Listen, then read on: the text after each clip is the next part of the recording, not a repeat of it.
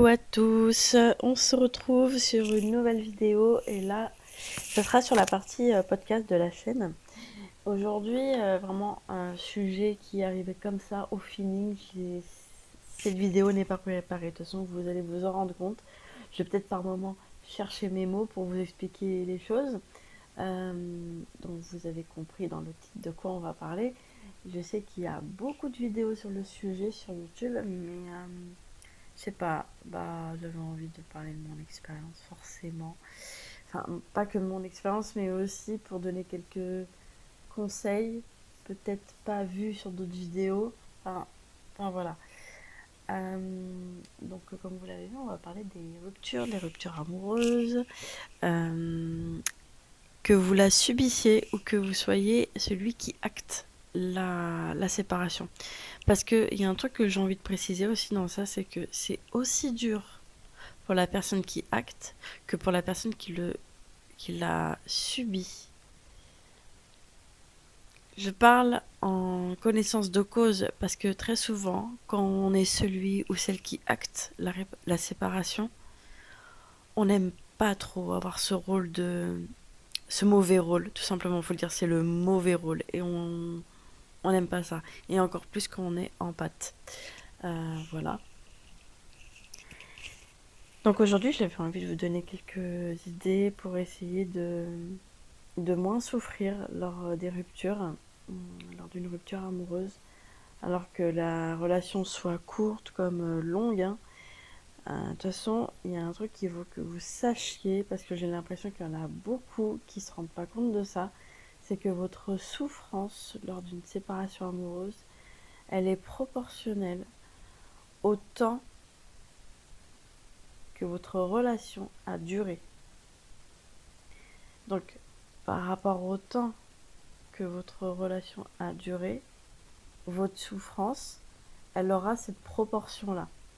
Je parle de la souffrance, je ne dis pas du temps que vous allez mettre pour passer à autre chose. Ça veut rien dire. Après, on est tous différents à ce niveau-là.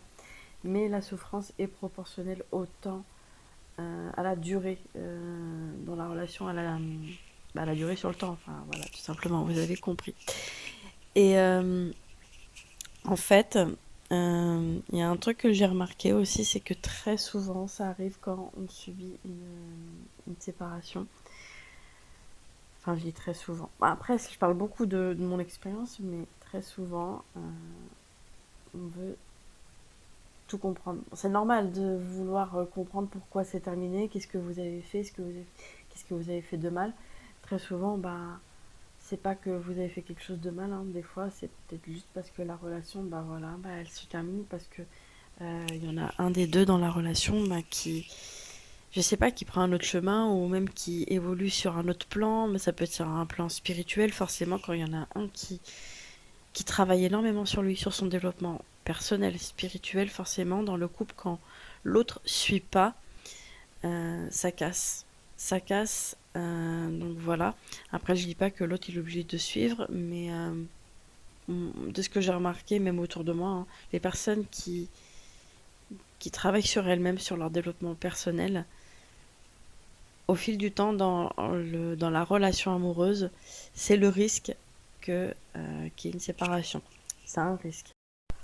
Aussi, un truc qui est très très important, et ça je crois pas que je l'ai vu sur les autres vidéos YouTube, et il faut que j'en parle, je sais que ça va faire chier beaucoup de monde. Si ça vous fait chier, barrez-vous de ma chaîne, vous avez rien à faire ici, mais il faut que je le dise, c'est que les personnes qui subissent la séparation, je sais que c'est dur pour elles, c'est compliqué. La personne qui acte, pour elle aussi c'est compliqué, sauf que moi, de ce que j'ai remarqué autour de moi, c'est que les personnes qui actent, c'est comme c'est douloureux pour elles et que c'est elles qui sont dans le faire, dans l'action, et après, pour elles-mêmes, elles vont se prendre en charge émotionnellement. Ce qui veut dire que la personne, elle va oser avoir le courage d'aller en thérapie, de voir un psy, un thérapeute. Et je sais qu'il y en a beaucoup qui font pas ce travail-là d'aller en thérapie après une séparation, parce que je pense que c'est quand même le truc numéro 1 sur la liste à faire. Vous subissez une séparation, ou même que vous soyez celui qui acte, même pour celui qui acte, aller après en thérapie. C'est très important parce qu'une séparation, c'est une mort. C'est une mort intérieure. Une séparation, dans une séparation, il y a un vide qui se creuse. Donc c'est très important d'aller voir un thérapeute pour comprendre et aussi pour guérir. Après, vous n'êtes pas obligé de comprendre ce qui s'est passé, pourquoi. Hein. C'est surtout d'apaiser votre blessure d'abandon, parce que là, c'est la blessure d'abandon qui est touchée. Généralement, je parle après, ça peut être la trahison, il y a toutes sortes de blessures, mais la principale en général, je parle pas de moi là, je parle de personnes qui viennent en maïeusthésie, en séance avec moi. Très souvent, moi, je vois, c'est l'abandon. C'est la première blessure qu'on vit lors d'une séparation. Ça c'est quand même le premier truc à faire. Et ensuite, forcément, essayez de ne pas trop vous isoler. Sortez. Et quand je dis sortez, c'est sortez, allez voir des amis. Si vous avez peu d'amis, sortez quand même. Même si vous êtes seul, même si vous êtes seul, sortez. Soyez à l'extérieur, voyez du monde. Même le fait d'aller, je sais pas, en course, d'aller même vous promener dans les parcs comme moi, vous voyez du monde, mais sortez, ne restez pas chez vous, isolés. Il dit sortez, c'est vraiment être à l'extérieur et pas aller chez les amis, vous pouvez aller chez les amis, mais vraiment c'est d'être à l'extérieur et de faire des choses à l'extérieur. Je sais pas, même reprendre une activité, faire du sport, courir, mais faire quelque chose pour ne pas alimenter le vide. Et aussi une autre chose que je voulais préciser, très souvent, on a envie de se confier et franchement, je recommande pas de discuter avec votre famille pour ceux qui sont encore attachés à leur papa et à leur maman. Vraiment, ne discutez pas avec eux de votre séparation. Pourquoi? Parce qu'en fait, vous n'aurez pas un avis neutre. Les parents, forcément, ils seront toujours de votre côté et ça vous donnera pas un avis vraiment neutre, objectif, tout simplement. Ensuite, je vais parler pour les personnes qui ont subi une séparation, mais en plus que la personne vous a quitté pour une autre personne. Là, c'est vraiment pour ce cas-là, que je vais donner ce conseil-là. C'est de faire une liste de toutes les choses pour lesquelles la personne avec qui vous avez été en couple a été en couple avec vous, en fait. Faites une liste de ces raisons-là. La personne, dans les débuts, forcément, elle vous fait toujours des compliments, elle vous admire, elle vous dit ce qu'elle aime chez vous. Faites une liste de toutes ces petites choses qu'elle vous disait dans les débuts, voilà, quand vous étiez encore avec elle. Faites une liste. Pourquoi je vous dis ça?